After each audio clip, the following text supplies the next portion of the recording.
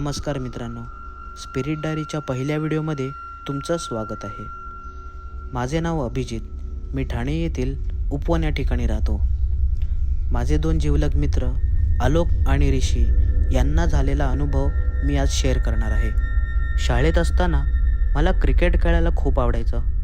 शाळेची सुट्टी होताच आम्ही ग्राउंडवर क्रिकेट प्रॅक्टिस करायचो. एके दिवशी आलोकच्या डोक्यात एक कल्पना सुचली की कधी नाईट प्रॅक्टिस करूया. कल्पना तर छान आहे, पण शाळेच्या ग्राउंडवर प्रॅक्टिस करायला प्रिन्सिपल सरांची परवानगी घ्यावी लागेल. आम्ही ठरवलं क्रिकेट या खेळात रुची असणाऱ्या मुलांना एकत्र आणून प्रिन्सिपल सरांना एक पत्र पाठवून परवानगी घ्यावी. परवानगी मिळताच आम्ही ठरवलं शनिवारी सायंकाळी 5 ते रात्री 10 वाजेपर्यंत खेळायचे. आमचे एकूण 4 टीम ठरले होते आणि आम्ही खेळायला सुद्धा आता सुरू केली होती. बघता बघता आता रात्रीचे 8 वाजले होते. आम्ही ठरवले की एक छोटासा ड्रिंक्स ब्रेक घ्यावा. 10 मिनटं ड्रिंक्स ब्रेक घेऊन आम्ही पुन्हा खेळायला लागलो.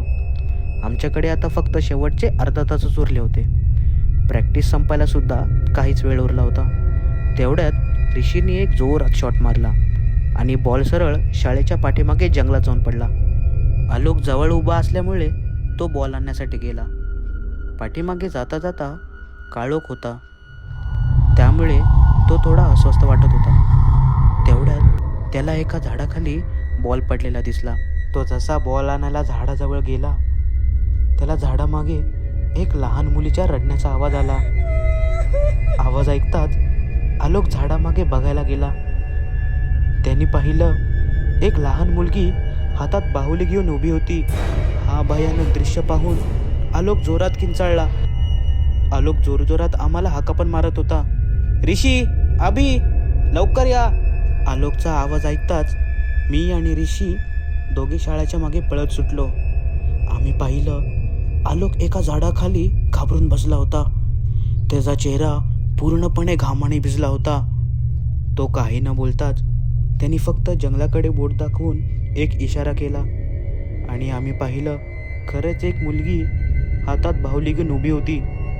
तिचे डोळे लाल रक्तासारखे होते, फाटके रक्ताने माखलेले कपडे, उलटे पाय आणि सर्वात भयानक म्हणजे तिचे शरीर हवेत तरंगत होते.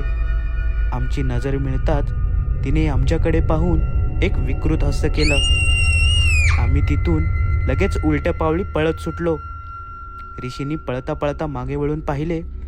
ती कर्कश आवाज करून आमचा पाठलाग करत होती. ऋषी ओरडला, ती आपल्या मागे पळत आहे. हे ऐकून आम्ही सगळे जीव काढून धावत सुटलो आणि आपापल्या घरी सुखरूप पोचलो.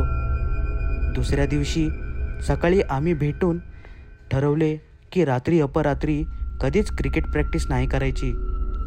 आज 5 वर्ष झाली, पण आजही तो दिवस आठवला तर अंगावर काटा येतो.